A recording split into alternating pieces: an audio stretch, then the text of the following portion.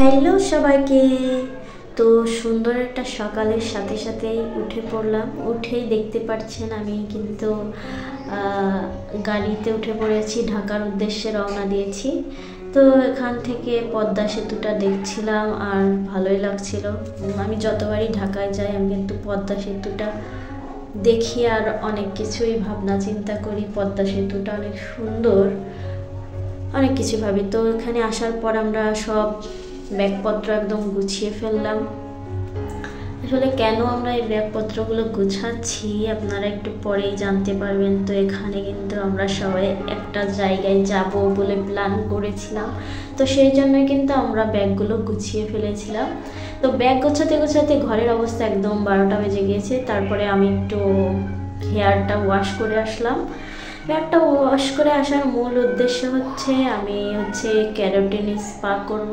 তো সেই জন্য একটি ক্যারাটিন স্পা আপনাদেরকে দেখালাম।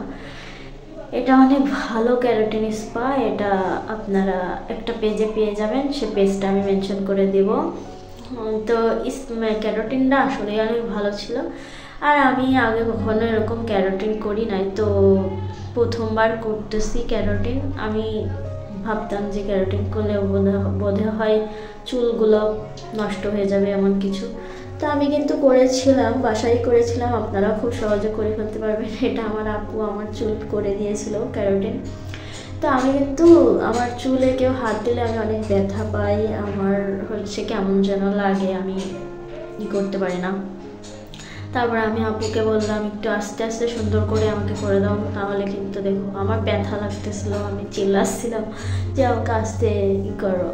তারপরে আমার আপু সুন্দরভাবে পুরো চুলে মাখিয়ে দিল, পুরো ক্রিমটা মাখিয়ে দিল। পরে আমি ওয়াশ হয়ে আসলাম। তারপরে ভোর 4টের দিকে উঠে পড়লাম, উঠে পড়ে গুছিয়ে নিলাম।